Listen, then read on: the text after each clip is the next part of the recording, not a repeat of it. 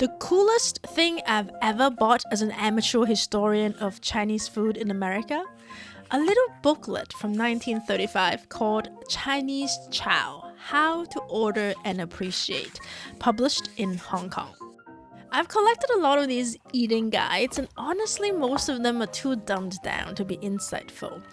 But this one, written for European expats in colonial Hong Kong, is so good. So in today's episode, I am taking you through it, page by page. From chopstick diagrams to banquet menus to a random map of where to eat in 1930s Hong Kong. Hi, my name is Christy, and this is the American Chinese Food Show. Let's set the scene. Hong Kong, 1935.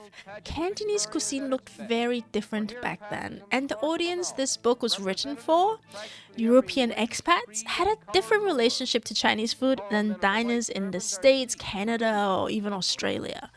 The booklet starts with a chopstick tutorial. Typical, but then it gets interesting. There's an illustration of a dining table setup. This hit me immediately. I remember my first Chinese meal in America, in Brooklyn. Every place setting had only one plate, no bowl. You just put food on a plate. I grew up with a different layout entirely. Rice bowls sitting on saucers, a spoon on a dish, a teacup, and if you're at a fancy restaurant, a wet towel on another plate, a little dish for sauces, just like this illustration. Then there's a sample restaurant bill. Practical. It breaks down how a Chinese dinner is structured, what to order, what dish comes first, even how much to expect to pay. Shark's fin soup costs as much as 8 kettles of wine. A dinner for 3 people, around 12 Hong Kong dollars. You also get charged for tea, melon seeds, and even, yes, fan. Not a scam, just part of the meal. There's a nook I hadn't seen before. Leftovers from the meal were often sold to street coolies. Uneaten rice was given to the poor. But the main reassurance for the readers, you wouldn't be served someone else's leftovers. Then comes my favorite section, titled It Might Interest You to Know That. And it does interest me. Here are the Chinese dishes that were most popular among foreigners. Shark's fin soup, turtle soup, chicken asparagus soup, fried and boiled garoupa, crab with mushrooms, roast chicken skin with frozen pâté de foie gras, grilled duck skin with wafers, minced quail in lettuce leaves, rice birds, pigeons, eggs, fried frog thighs, and broiled pumpkin-containing soup. Dish number 21. The dragon penetrates the wings of the phoenix, makes an appearance. I covered this one in the second episode on this channel. Pumpkin here is actually winter melon, based on the context. You're supposed to eat it on Dai Xu Yan, so great heat day. Salt served at restaurants was cooked with 5 spice, something I can still remember from when I was a kid. And we haven't even hit the food section yet.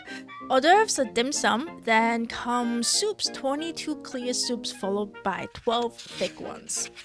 Cantonese in Hong Kong, we love our soups. Then fish, shellfish,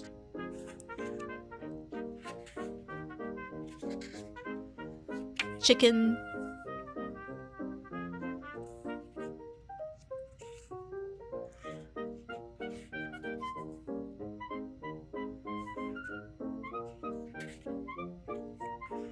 duck, pigeon,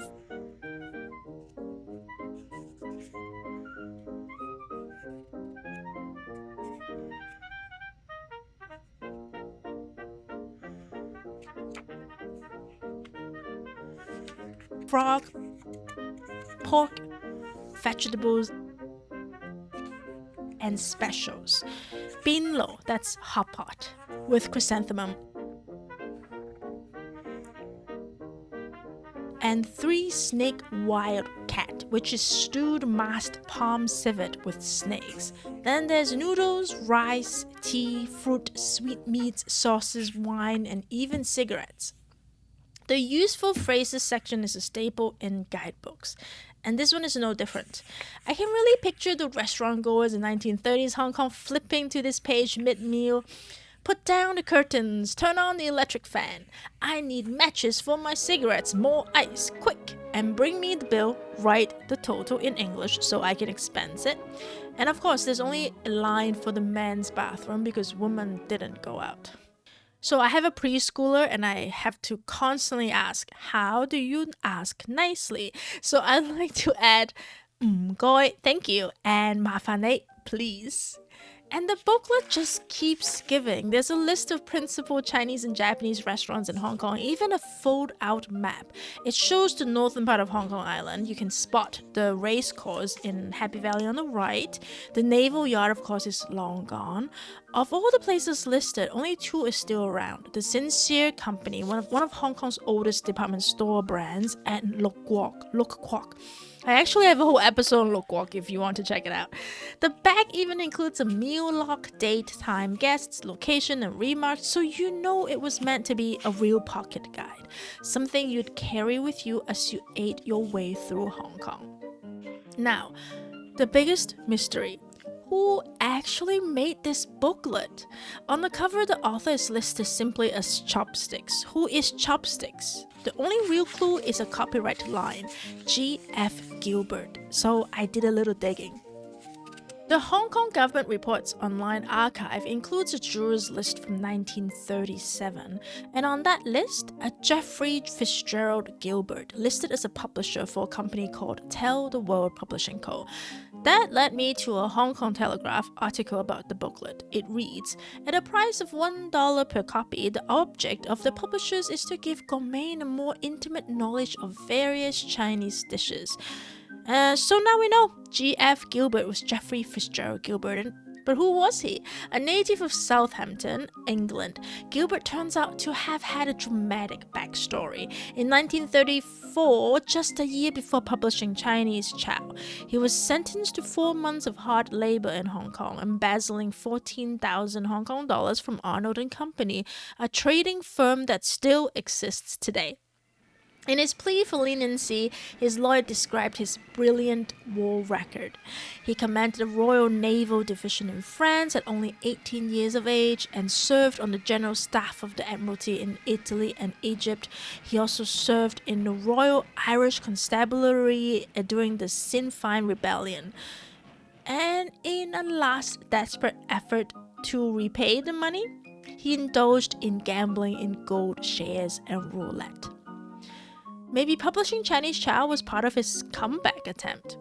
Apparently it worked. That same year, his company launched something called the Silent Guide to Hong Kong, an 18-foot by 6-foot illuminated street map of the city painted on glass with small lamps placed behind it. The map was installed right at the entrance to the Star Ferry Wharf, so tourists could look up the exact business they wanted and see it light up on the map. The pitch was straightforward.